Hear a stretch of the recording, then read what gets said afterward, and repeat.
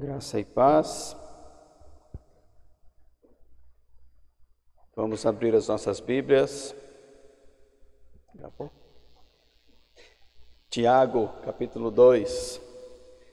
Vamos ler o capítulo inteirinho de Tiago 2. Lá no finalzinho da Bíblia.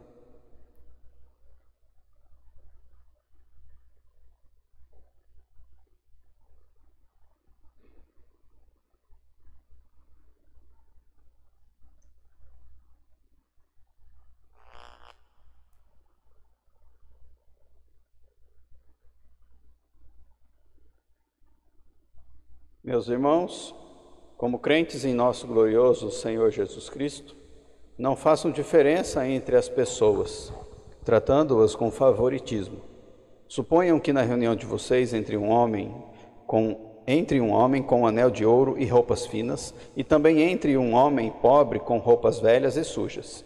Se vocês derem atenção especial ao homem que está vestido com roupas finas, e disserem: aqui está um lugar apropriado para o Senhor, mas disserem ao pobre: você, fique de pé ali, ou sente-se no chão junto ao estrado onde ponho os meus pés, não estarão fazendo discriminação, fazendo julgamentos com critérios errados?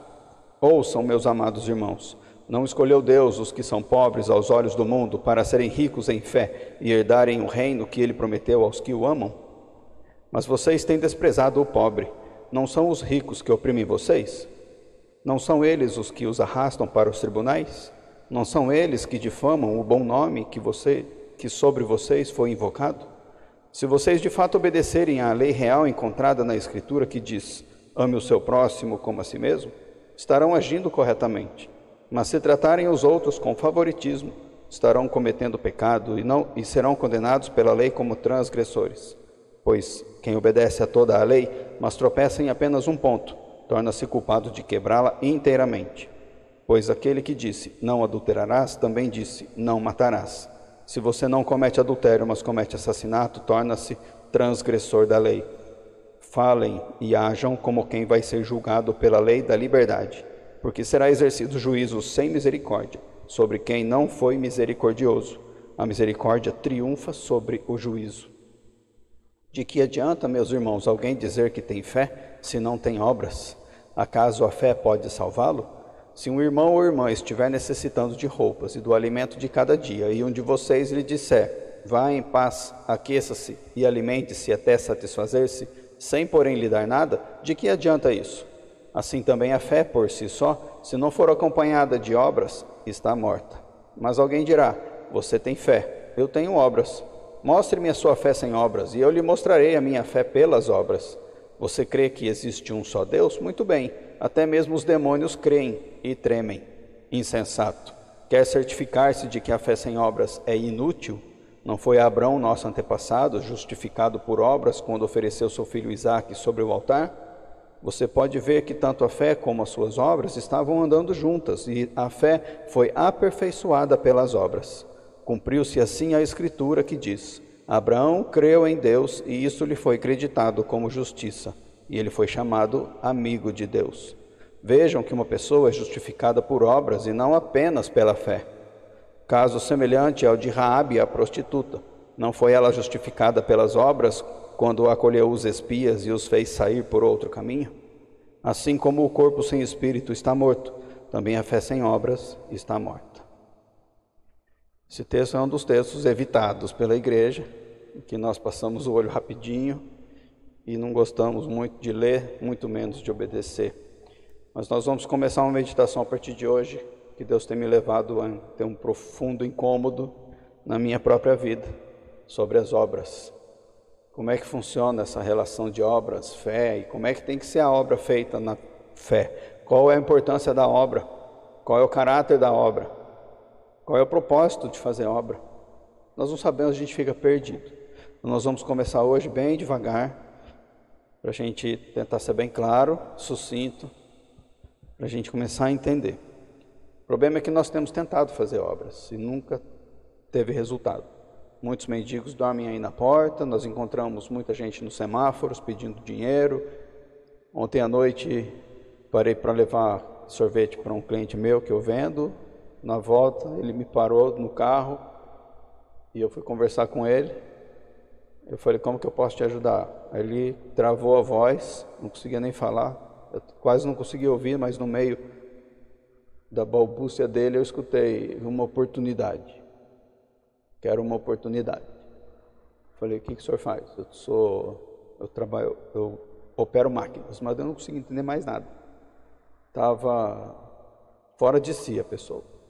Falei, por que o senhor está na rua? E a sua família? Ah, não sei, não entendi. No meio disso ouvi. A minha mãe morreu, ou mataram minha mãe, e por causa não sei do que, não consegui ajudar de jeito nenhum. Aí essa situação caótica nos atinge mais uma vez, porque nós vemos que a maldade sempre fez parte da humanidade, mas em épocas de crise como a nossa, ela amplifica. A opressão aumenta, a exclusão aumenta, a distância do ser humano, principalmente os mais fracos e oprimidos, para Deus aumenta. E com isso a igreja é colocada à prova. Semana passada, no sábado, nós fizemos uma sessão de filme e passamos aquele Somos Todos Iguais. Quem não viu, eu recomendo que veja. Mostra o cuidado, bem cuidado, mais ou menos bem cuidado, dos pobres na nossa sociedade. E Deus fala com cada um de alguma forma quando a gente vê um filme desse, uma situação dessa.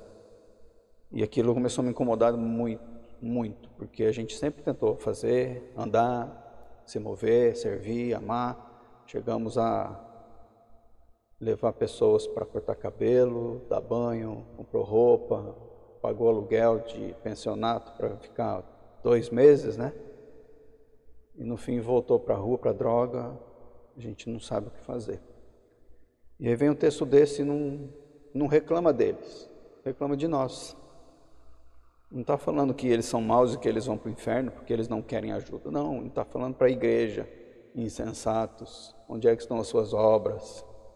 E um dos textos mais confrontadores, mais perigosos que tem, né, nesse capítulo para nós, está no versículo 5. Ouçam, meus amados irmãos, não escolheu Deus os que são pobres aos olhos do mundo para serem ricos em fé e herdarem o reino que Ele prometeu aos que o amam? Deus escolheu esses, os pobres, os fracos aos olhos do mundo. Deus escolheu os excluídos. Se você já entregou sua vida para Cristo, você se arrependeu do seu pecado, reconheceu a sua imundície, você se fez fraco e pobre, foi para você que Ele veio. Os orgulhosos, os arrogantes, os ricos deste mundo não vão herdar o reino. São pessoas assim como os mendigos que vão herdar o reino. Não estou falando de pobreza física, mas espiritual. Então,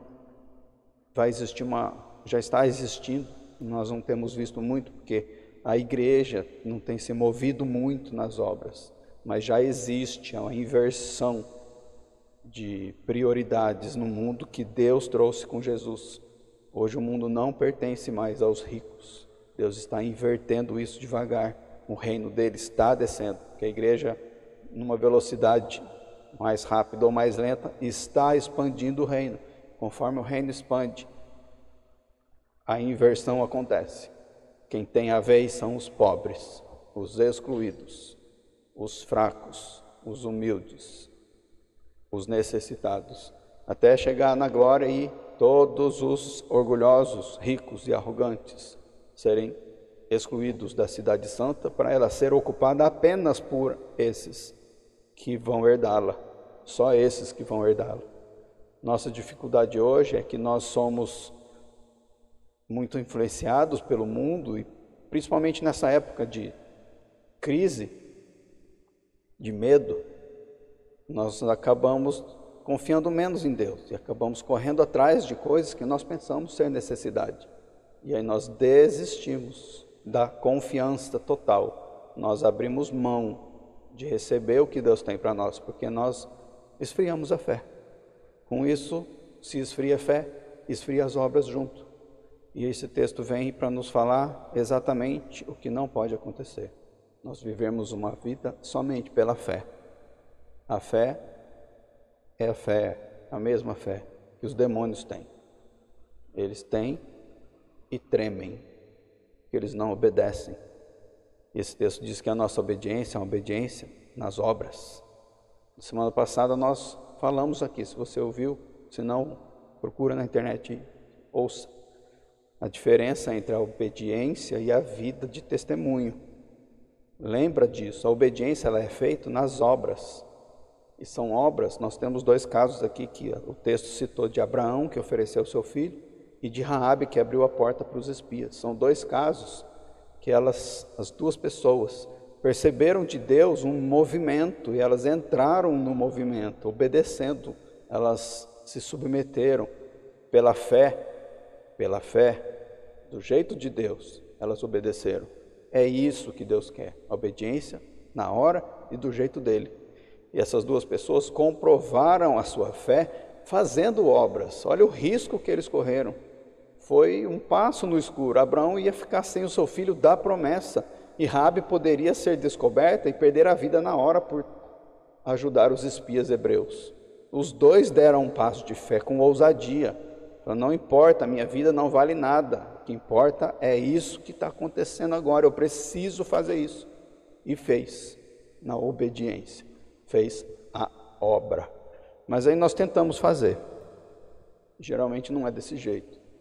E aí nós vamos atrás de pessoas, conversamos, ouvimos o Sermão do Monte, estudamos, meditamos, somos confrontados por ele e acabamos querendo obedecer quando diz: não dê as costas a quem te pede algo emprestado. Ajude o necessitado, caminhe a segunda milha, etc. E aí nós falamos: tudo bem, eu vou conversar então. A pessoa vai me pedir alguma coisa, eu vou conversar, vou tentar identificar a necessidade para ajudar. Não vou dar dinheiro de cara, mas vou conversar para saber. Muitos nem fazem isso. Dão moedinha para se ver livre do problema e toca a vida, porque a minha vida está corrida.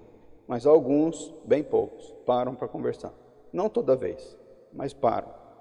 E aí tenta descobrir o problema. E aí na nossa falta de conhecimento bíblico sobre isso, a gente acaba tendo um serviço superficial. E a gente acaba não chegando no propósito que Deus tem para esse mandamento, para que a gente consiga obedecer do jeito dele, porque falta conhecimento. Então hoje a gente vai começar a absorver conhecimento sobre isso, para a gente não ficar mais perdido, para a gente conseguir discernir as coisas, as pessoas, os contextos, discernir a vontade de Deus para aquela pessoa ter sido colocada no nosso caminho. Porque nós cremos que nenhuma folha cai da árvore sem que Deus saiba. Então nenhuma pessoa chega em você sem que Deus permita. É para acontecer alguma coisa diferente. Nós temos que entender como é que isso funciona, sabendo o que nós estamos fazendo. Por exemplo, uma comparação básica. Você vai entrar num curso. A pessoa que vai te dar aula é um professor. Se ele sabe a teoria da pedagogia, a aula dele vai ser diferente. Se ele sabe só o conteúdo que ele vai te passar, ele vai te passar só o conteúdo. Ele não sabe o que está acontecendo por trás. O que acontece na educação em si. Mas se ele sabe a pedagogia, ele trata de forma diferente, ele lida com você de forma diferente, ele aprofunda de forma diferente, ele põe à prova de forma diferente, ele já vai focado na essência da coisa. É isso que nós temos que aprender, o que é ter e praticar o ministério da misericórdia. Como é que nós fazemos obras? Como é que Deus quer que a gente haja fazendo obras para Ele, do jeito dele? Nós temos que aprender a fazer isso. Então, nós olhamos para o nosso mundo, percebemos o caos, a iniquidade espalhando, o pecado aumentando, sendo mais manifesto e ainda sendo mais incentivado. Percebemos a falta de fé dos últimos dias, percebemos a falta de amor, a ingratidão, o abuso, que nós tentamos ajudar, as pessoas abusam, roubam, pegam o que a gente dá e depois, além de serem ingratos ainda, continuam a vida do mesmo jeito, procurando outro tonto para ajudar.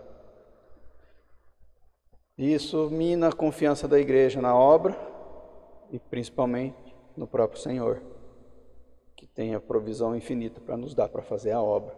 Com essa falta de confiança, o Senhor para de nos prover.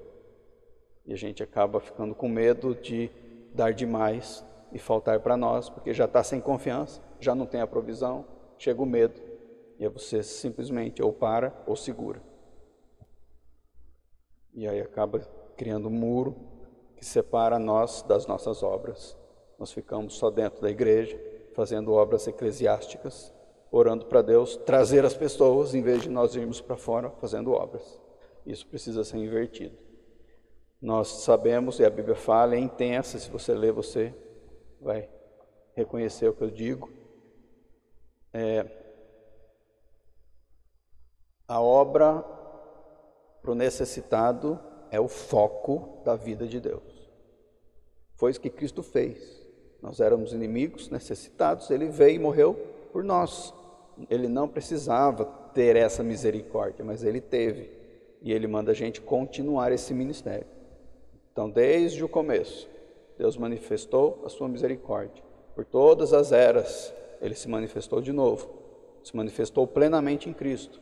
E agora nós, como corpo de Cristo, somos chamados a continuar manifestando misericórdia.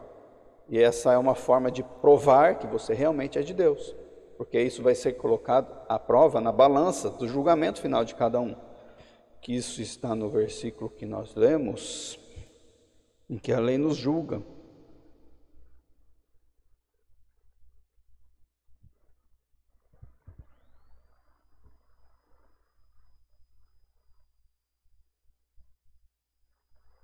Versículo 12, falem e ajam como quem vai ser julgado pela lei da liberdade. E no 13, porque será exercido o juízo sem misericórdia sobre quem não foi misericordioso. Então, a misericórdia, a prática das boas obras, é aquilo que confirma a fé e que te livra do juízo. Então não adianta só ter fé falando, o Senhor me justificou, agora eu sou santo, justo diante de Deus por causa de Cristo. Estou no céu, estou livre do julgamento, mas aí não pratica a obra de misericórdia. O julgamento volta porque está mostrando que é uma fé particular, intimista, egoísta, consumidora e não doadora. Nós temos que praticar a misericórdia para doar o que nós recebemos. Mas as nossas más experiências não querem que a gente faça isso. Ela quer esfriar a nossa vida de obras. E nós queremos de toda forma obedecer a Deus, mas nós ficamos frustrados porque nós não sabemos direito como fazer. E nós queremos fazer essas obras do jeito dele. Com isso nós acabamos praticando do nosso jeito, por amor, mas as obras acabam sendo superficiais, erradas, porque às vezes nós damos dinheiro que não era para dar, ou nós não damos na hora que era, e não geram o propósito final de gerar vida, de refletir o reino. E aí ela fracassa. Um fracasso atrás do outro, um fracasso atrás do outro. Nós precisamos começar a andar em vitória nisso. E o Antigo Testamento e o Novo são cheios de textos falando que se você pratica isso, a provisão vem, a cura acontece. Deus converte e muda a história dos seus filhos e da sua família. O segredo é esse. Quando você teme a Deus, você amplia o amor dele, porque o temor gera obediência. Essa obediência no temor gera a prova que ele precisa para falar assim: você está cumprindo a minha aliança, eu vou abençoar a sua família. Recebe a minha cura, recebe a minha provisão. Converta os teus filhos, converta o teu marido. E isso é a prova que Deus espera de nós. Tanto que em Isaías 58, quando ele fala do jejum, o profeta falou: vocês fazem um jejum que eu não aceito. Como se fosse Deus falando, que o seu jejum acaba em discórdias, discussões e até em socos brutais. Como é que vocês querem fazer isso? Do seu jeito, esperando que eu ouça a sua oração? Pois a sua oração não será ouvida nos céus. Qual é o jejum que eu quero? É o jejum acompanhado de obras de misericórdia. Façam isso e vejam eu a abençoando. E traz a lista de bênçãos. Confere lá depois. Ele fala, abra a sua alma ao necessitado e Deus fartará a sua alma com águas abundantes. Quando nós praticamos essa doação do jeito de Deus, nós manifestamos a nossa fé na prática. Nosso testemunho de fé é visível, sem falar nada. O reino começa a expandir, porque o amor de Deus começa a ser demonstrado, o amor doador. Tem que ser na doação. Nós precisamos entender o caráter desse ministério, o que é isso. Precisamos entender para que ele serve. Nós também precisamos entender qual que é a motivação nossa para poder fazer isso. Aí nós faremos do jeito certo. E para isso nós precisamos saber identificar as necessidades. Misericórdia. O que é misericórdia? É satisfazer as necessidades que as pessoas sentem por meio de atos concretos. Atos concretos. Você se levanta, se move, se ajoelha e serve. Você abre a carteira e doa. Abre o guarda-roupa e esvazia se precisar. Você dá. Você anda junto, carrega nas costas. Satisfazer as necessidades que as pessoas sentem por meio de atos concretos. Um dos puritanos do passado diz que a graça se aplica à questão do mérito humano. Nós não temos mérito. A graça é derramada sobre nós e nos salva, porque nós não conseguimos ser salvos por conta própria. Então, na questão do mérito humano, Deus manifesta a graça. Mas na questão da aflição humana, Deus manifesta a misericórdia. Porque a misericórdia é um aspecto da natureza de Deus que o leva a amenizar o sofrimento humano. E Ele quer que você faça parte disso, da sua natureza. Misericórdia é um impulso que nos torna sensíveis aos sofrimentos e carências das pessoas. Sensível. Você está olhando com sensibilidade? Está com um olhar benigno, que é um fruto do Espírito? Está com um coração puro, que é uma característica do caráter de Cristo?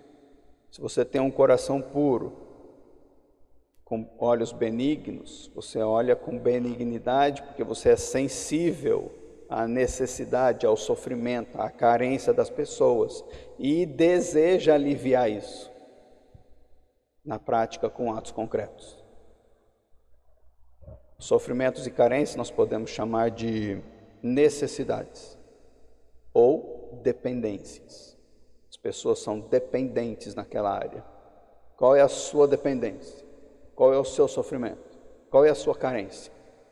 Nós somos criados para sermos dependentes. Nós éramos e somos dependentes de Deus. Deus criou e nos colocou dependentes. Nós não somos autossuficientes ou independentes. Nós somos dependentes. E no jardim éramos dependentes, porque Ele falou, quando tiver fome, coma de qualquer fruto, menos daquele. Então nós somos dependentes. E Deus, na hora no jardim, supriu a necessidade constantemente e imediatamente. Mas nós sempre fomos dependentes. A nossa dependência continua sendo de Deus.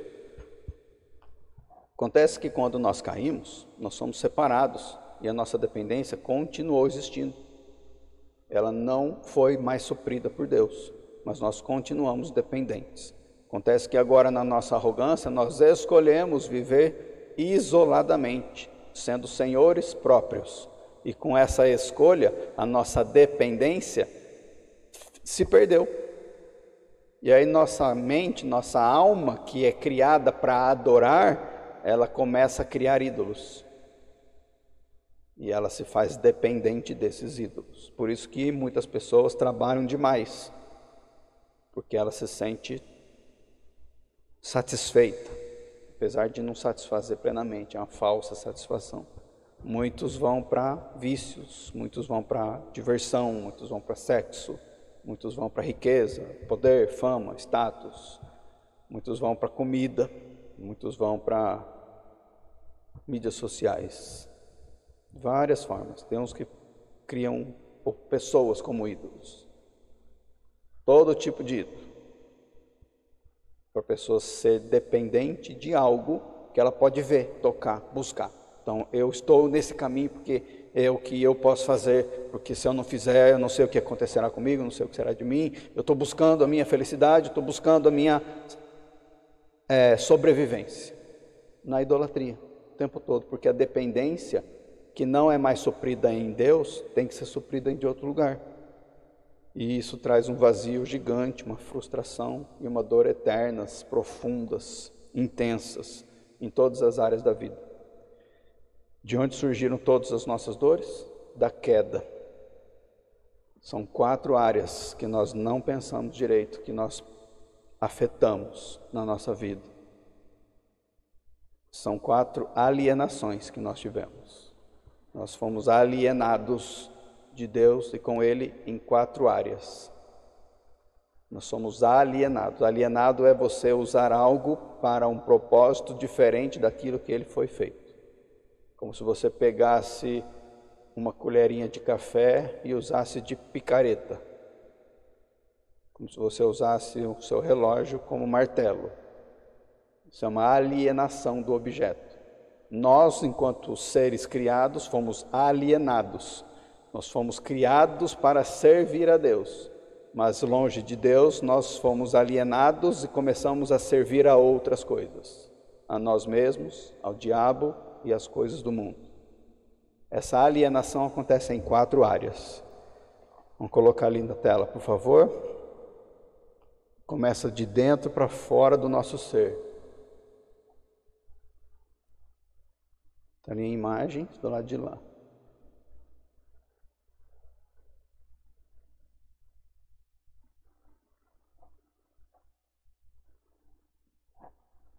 No centro é a nossa alienação de Deus, é a teológica.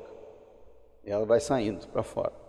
O vermelho é a nossa alienação psicológica, é quando nós nos alienamos de nós mesmos. O amarelo é a alienação social, quando nós nos alienamos das pessoas à nossa volta. E a última é a física, quando nós nos alienamos da própria natureza criada. Percebe que na criação nós éramos tudo isso numa identidade só, um corpo só, em Deus. Éramos plenos, teologicamente grudados, vivos nele, caminhando com ele todos os dias, conversando com ele todos os dias. Psicologicamente éramos um só, inteiro, íntegro, com a identidade de filhos de Deus. Socialmente, tínhamos a esposa, Adão e Eva, em perfeita unidade. Sem conflito, sem briga, sem desunião, nada. E fisicamente, a natureza era dominada por nós. Ela não nos era agressiva como é hoje. Quando nós escolhemos abrir mão disso, viver por conta própria, a primeira coisa que aconteceu foi a nossa alienação teológica. Deus nos tirou da sua presença. E aí nós passamos a ser seres que não podem mais viver próximos de um Deus santo, a ponto de Deus descer no monte e o povo pedir só para Moisés falar com ele. Fica sendo assustador, vira terror andar perto de um Deus santo. E aí nós começamos a ter outro centro de gravidade. Eu acho legal porque o Timothy Keller, no livro dele de Misericórdia, ele fala que isso é como se nós comparássemos com um sistema solar. Todos os planetas estão circundando, orbitando o Sol. Por isso que eles não entram em conflito com o Sol, porque eles estão à volta do Sol, todos submissos ao Sol. Quando nós deixamos de nos orbitar de Deus, que é o centro, nós começamos a orbitar em volta de outras coisas, nós com certeza chocamos com Deus. E isso acaba destruindo tudo à nossa volta, menos Deus. E esse choque acontece tanto com Deus como com as pessoas à nossa volta, porque cada um está correndo para um lado. Em vez de estar todo mundo centrado em Deus para ter unidade, não. Vira aquela bagunça, aquele caos à nossa volta. E aí quando nós percebemos essa santidade, a gente fica angustiado com ela. Porque ela entra em choque conosco. Nós somos tão impuros e pecadores que a santidade de Deus é hostil para nós. A gente quer ficar longe. Tem gente que quando eu vou orar, eu fico olhando Eu percebo que a pessoa se fecha num casulo de pecado. Quem não tem o Espírito, ele não ouve o que eu estou fazendo, ele não gosta daquilo que está acontecendo. A pessoa se tranca dentro de si mesma, com um muro ali que separa, e acaba não percebendo nada do que aconteceu. Ela simplesmente resiste para acabar logo aquele sofrimento, aquela angústia, aquele momento hostil em que a graça está descendo, a santidade está sendo manifestada na própria oração. Imagina como seria se Deus se revelasse mesmo. Então nós não conseguimos mais viver com Deus. Acontece que nós não podemos mais viver com Deus, porque nós somos criados para isso. Olha a crise. Então essa é a primeira alienação. Nós somos criados para viver com Deus, mas nós não conseguimos mais. A segunda alienação psicológica, na segunda esfera, é quando nós nos alienamos de nós mesmos. Nós estamos nos desintegrando. Nós estamos comendo, bebendo do pecado. Nossa iniquidade tem desejos que fazem-nos ampliar a morte e acelerar o processo de destruição na nossa vida. Nós vamos aceitando as coisas do mundo, bebendo da fonte errada, nos desintegrando cada vez mais. Todo o sofrimento é por causa disso. Nós deixamos de ser filhos de Deus, passamos a ser criaturas condenadas. A terceira é a social, uma amarelinha ali, é quando aconteceu a primeira briga de casal da história. Adão e Eva. Foi a tua mulher que tu me deu. Imagina a briga ali. Foi ou não? Foi a serpente. Você está falando, ó. Não é culpa minha não. Não me acusa. Socialmente, nós vivemos isso. A igreja é um exemplo mais claro que tem depois da nossa casa. Porque em casa a gente briga muito. Não briga? Espero que não, né? Briga ou não briga? Não briga. Amém. Essa é a pergunta que eu não posso fazer, né? Porque senão ninguém fala amém. Em casa não tem briga, amém? Silêncio. A igreja também. A gente fica circundando outros centros de órbita e aí fica se chocando um com o outro. Pode ser no trabalho, pode ser no estudo, pode ser no momento de lazer em grupo, qualquer lugar que você vai, que tem gente da crise, da conflito, porque a gente perdeu essa unidade social. A gente não consegue mais viver em paz uns com os outros, a ponto da esquerda e da direita nunca se entender estando os dois certos. Porque para a esquerda o problema é a injustiça, a ganância, o racismo, o imperialismo, as guerras e a opressão dos barões. Mas para a direita o problema é que as pessoas já não têm mais moral, são indisciplinadas, então não buscam, não trabalham, não estudam, elas são egoístas, elas cometem crime e está desintegrando a família. Os dois estão certos, está acontecendo tudo isso. Qual que é o problema? O problema é o pecado que fez esse caos social se formar. E ninguém enxerga o pecado, porque a gente procura, igual Adão e Eva, a culpa em outro externo e não em nós. Mas nós temos solidão por problema social. Nós temos conflitos interpessoais por problema social. Nós também temos conflitos conjugais, familiares. A pobreza é um problema social. Nós temos lutas de classes, problema social. Confrontos e ineficiência da política, problema social. Dá para ir falando. Tudo é problema do pecado, que o pecado gerou. E a última é a alienação física. É a nossa alienação no último nível da própria natureza criada, inclusive o nosso próprio corpo. Antes éramos amigáveis à natureza. Nosso corpo era eterno e viveria a eternidade. Éramos alimentados com o fruto da árvore da vida. Depois, o mundo virou hostil para nós. Você vai ter que trabalhar e comer com o suor do seu rosto. A natureza não vai mais te dar coisas como ela te dava, mas você vai ter que ir lá e arrancar dela, porque ela vai resistir. Ela vai ter relutância para te dar, porque agora você é inimigo dela, porque foi por causa de você que ela caiu em desgraça, em maldição. Então você vai ter que arrancar as ervas daninhas e viver no meio dos espinhos. Agora a natureza vem com tsunamis, terremotos e etc. para destruir você, porque você está sob maldição. Toda a beleza criada é um reflexo muito, muito fraco do que Deus criou para nós. E aí nós lutamos contra isso, tomando remédio, passando creme, rejuvenescedor, fazendo atividade física, comendo bem, quer dizer, se fizéssemos, né? Nós usamos produtos químicos contra as pragas, nós usamos conservantes e até no calor a gente tem ar-condicionado, tudo para enganar, tudo para sobreviver à maldição da criação sobre nós, porque você não tem noção do calor que eu estou sentindo de terno. O calor veio para nos destruir. O frio veio para nos destruir e tudo incomoda. Se você reparar no seu pé agora, ele está apertado. Ele quer tirar o sapato. Sua vontade de tirar, chegar em casa, tirar toda a roupa e se deitar no ar-condicionado, numa caminha fofa. Porque toda a criação nos oprime, porque nós somos inimigos dela, porque nós escolhemos cair.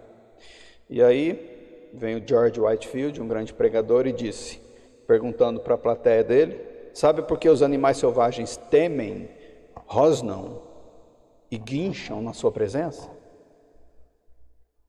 Olha a resposta que ele deu: porque sabem que nos desentendemos com o mestre deles.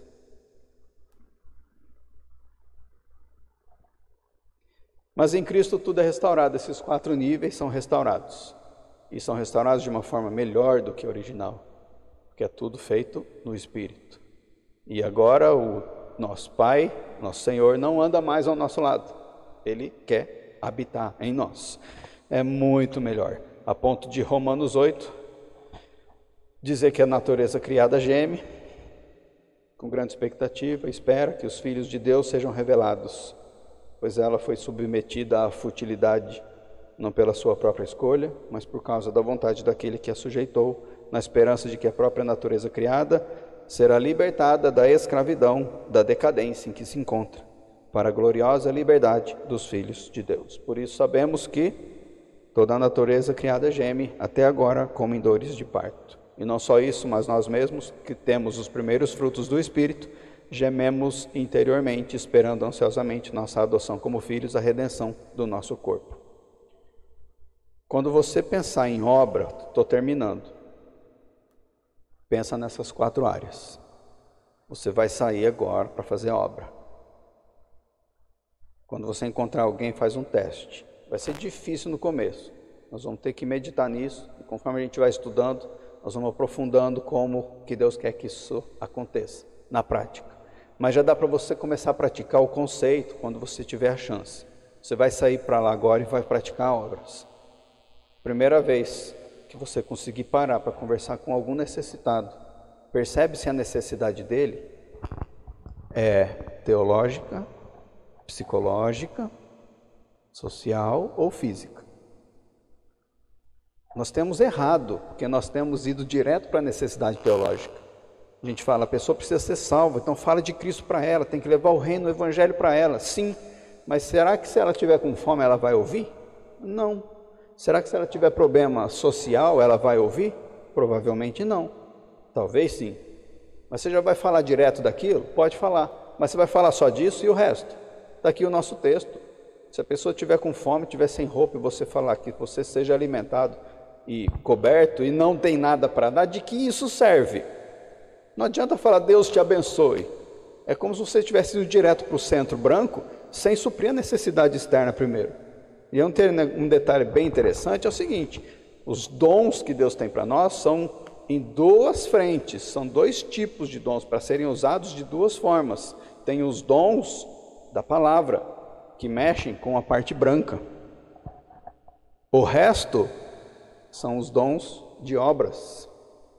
Diaconia é um dom de obra, não é um dom de palavra. É para você se mover e ajudar nas 3 esferas de fora. Dom de ensino é o dom central teológico.